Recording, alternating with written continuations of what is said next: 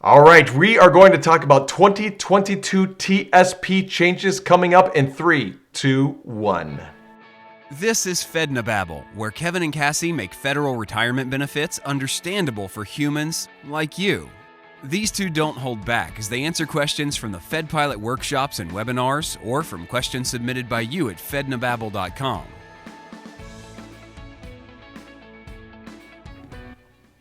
All right, Cassie. In the first one, we talked about basics, what it is, what's happening, some dates. Maybe we can get into a little bit more detail about what does it mean? Because one of the major things, one of the whole purposes of the TSP is to grow your money. So you have some when you retire. So let's talk about that aspect of it. You want to kick off and tell us some basics here?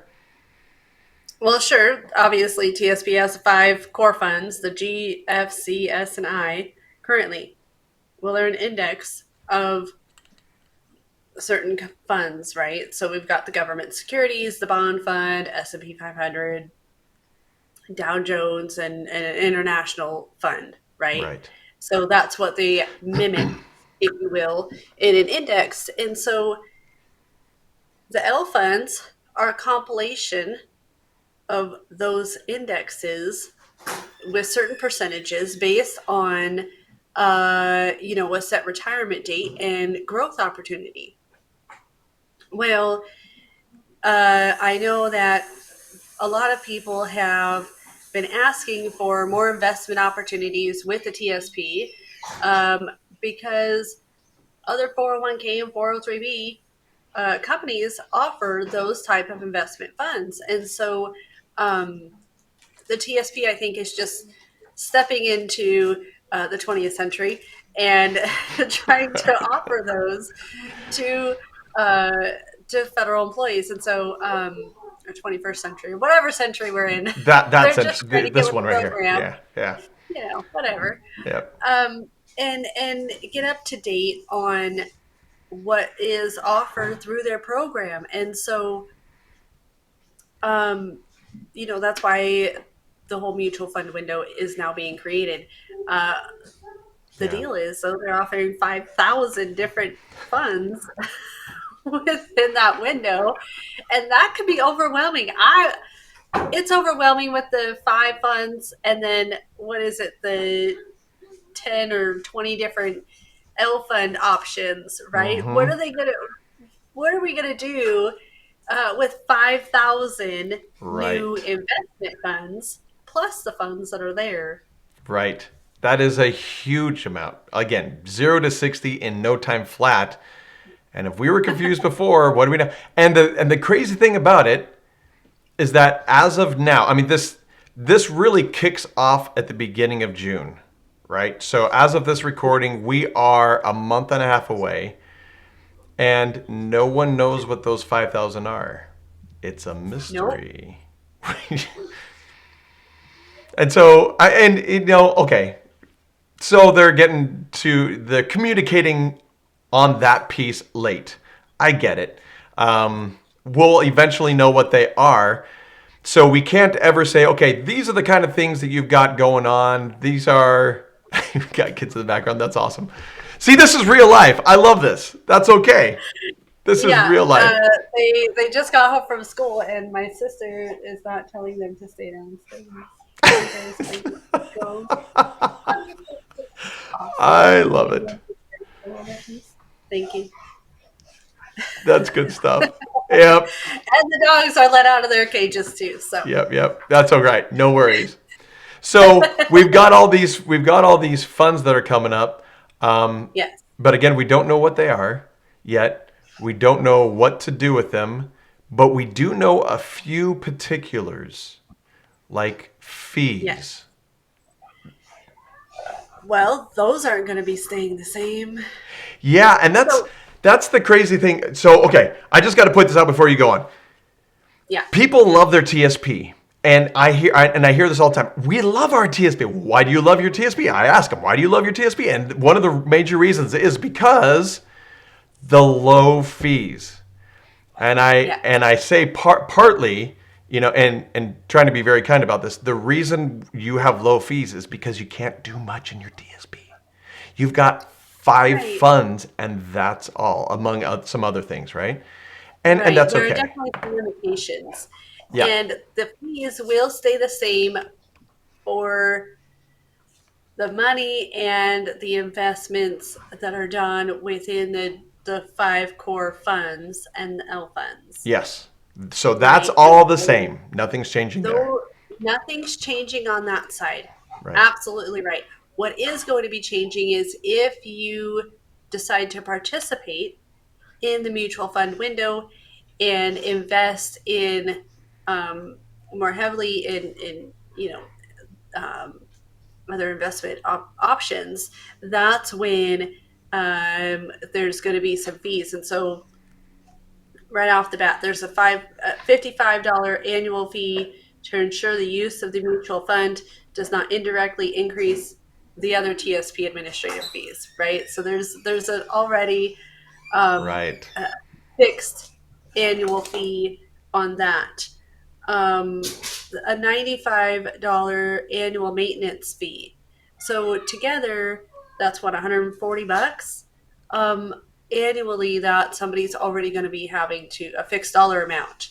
And that's the initial cost. Who knows if that's going to be changing or if it will indirectly increase other fees depending on how things progress moving forward.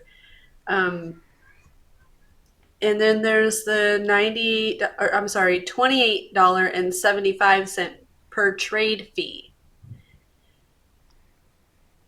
They don't expand on an explanation on that. It just says per trade. So Right. I'm going to assume if you go from one asset to another asset, and trade there, then it's a $29 fee almost to make that trade. Um, and then there's other fees and expenses specific to your chosen mutual funds, but they don't elaborate on what that is going to be. Right. Um, it Oh. says that your initial investment must be at least 10,000, which is the same for opening any sort of other, IRA or anything like that. That's pretty typical.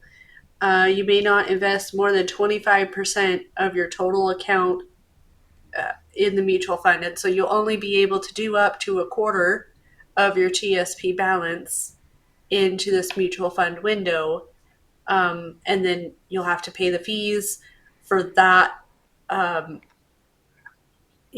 that amount Mm-hmm. um, on top of whatever it is that you're paying in the regular TSP. Right. So So, so let me put this into perspective then. So you've got all these fees.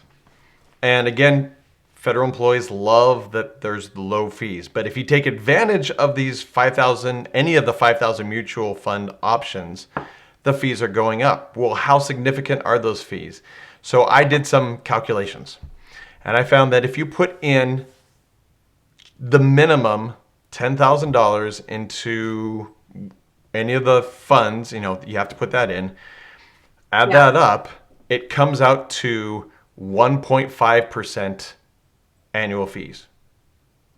And if Now, go go ahead. ahead. And then if you okay, so that's one scenario. Scenario number two, I have $300,000 and I take 10% of that and put it into mutual funds and I do one trade a month, that comes out to 1.7% fees, which is higher than a lot of the fees out there if you're just to go to an advisor. So And all that's the just doing one transaction per month. right. I mean, the whole idea is to be able to do more within the mutual fund window that you can't do within the TSP, the regular. I mean, yes, there are limitations with the five core funds, but you are limited right now on the number of transactions you can do in between Mm-hmm. the CS and I funds. Yep. Um, I'm sorry, FCS and I, because You can always we're go only back to allowed up G. to two transactions per month, and the third one has to go into the G fund. That's it. Well, what if you want to trade 3 or 4 to 5 times? That's going to increase that percentage based on what you're investing and what is that going to cost you. I was recently listening to an interview um, with um, Kim Weaver, the FRTIB head honcho, who is talking about these um, different opportunities and things like that. And, her and another gentleman were talking about, timing on the market and everything else. You aren't going to get it right, but maybe once or twice. Right. Right. So if that's the case, you're going to be paying these fees for what? Right. Exactly. For what? And and these fees, so to add to that, these fees, not only are they higher than, industry typical, but with that, you don't get any help to figure out what would be best for you. Typically, if you're going to pay like a 1% fee or whatever it is, you're not only going to get the ability to transfer and do all these things, but the help of, is that right for me? Is that good for me? With these higher fees, you don't even get that.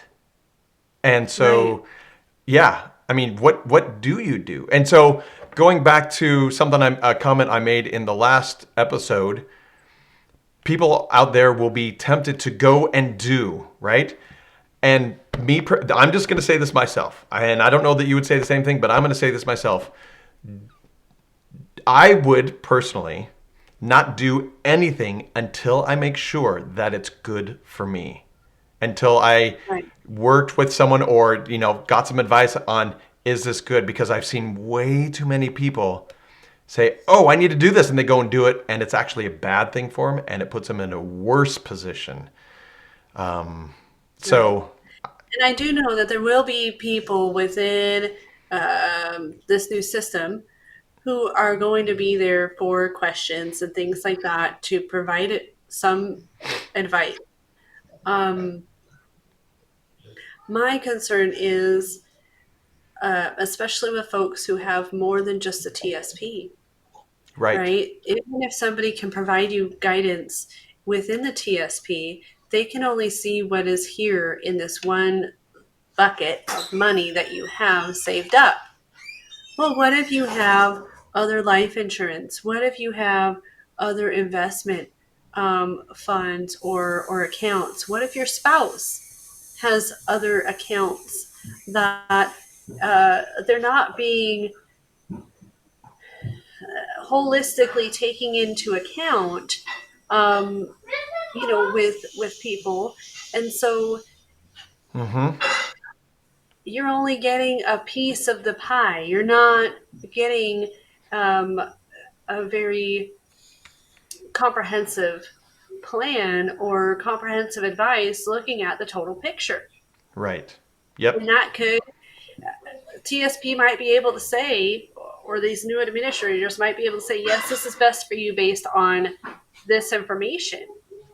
But, what if you have non taxable money or like a Roth or something else that might sway that decision differently because obviously there's tax liability and all these other different aspects of your full financial picture Yeah. that's not being taken into account.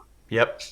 You're spot on. Let me give you a quick example, and I've told the story before on Fednobabble, but I was doing a workshop. It was in Sacramento, California, and this lady. I'll just give the short version of it. This lady and her husband were there together, and she said, "I am so worried about it all. I have it all in the G fund, so I don't lose any money, and my husband has everything in the C fund." Well, what they're doing essentially is canceling each other out because the G fund is ultra conservative, the C fund is on the opposite side, and they're actually not getting either of those. They're meeting in the middle, and so their strategy is on either side is wiped out. And they're actually Yeah. not doing, but you're talking about the same thing. To look at only the TSP without looking at everything else, you could be canceling out the good that the other is doing just by not knowing the full picture. And so it's crazy Or important to knowing understand. all bad or all good. I mean, you don't Yeah, know, yeah, right? that's There's true. the other side of it too, where you know, is your portfolio, your overall portfolio, with everything that you have in place, balanced appropriately to meet the goals and desires that somebody has in retirement? And that's the ultimate, um, question that people want answered, Yes. right? Is I want to know that my goals, my desires, and I can do this and I can do that in retirement. Well, we have to make sure that the TSP and all of these other accounts are moving in the same direction and working together to meet that, um, you know, that end result for the employee. And that's why I love our advisors, because they take into account all of these different aspects, right? They are looking at the total picture. Yes. They're looking at the other life insurance. They're looking at, obviously, if you want their assistance with this, right, they'll give you the benefit analysis and tell you, okay, here's what you got going on within the federal government. Here's the baseline, if that's all you need. But Hmm. if you would like our continued help, here's what we can offer you by looking at the total picture. And they will look at long-term care, um, cost or need or whatever. They will look at, your health care, Medicare. What does that look like?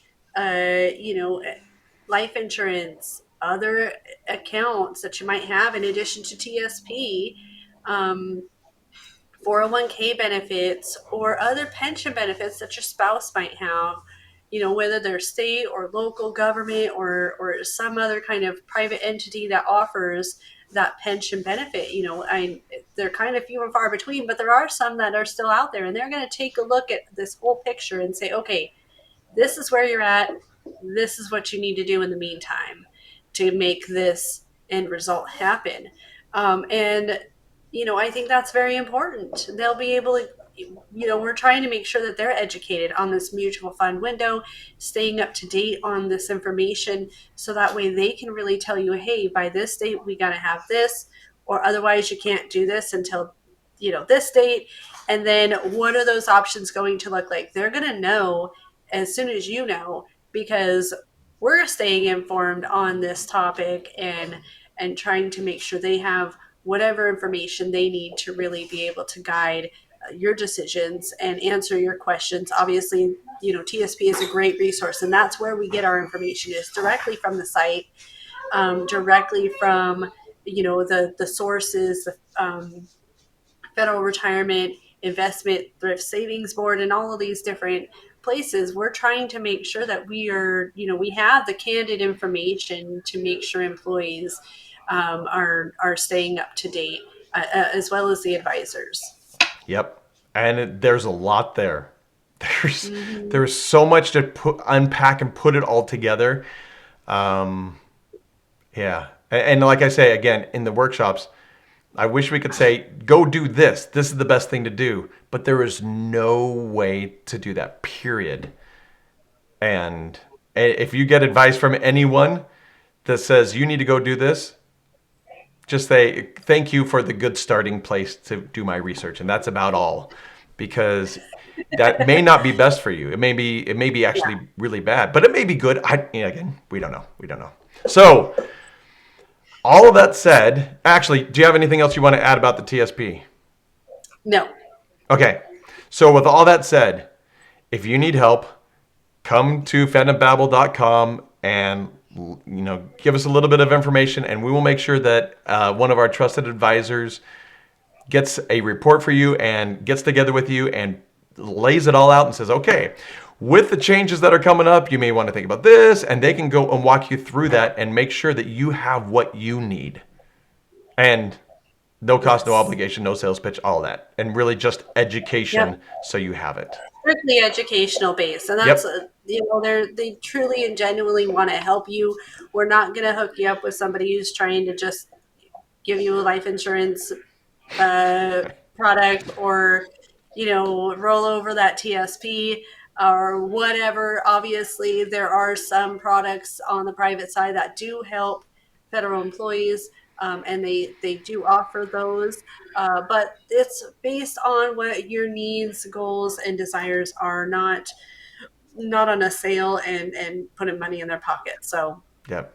let us help you answer your questions and give you some guidance there. Great. Thanks. Till next time.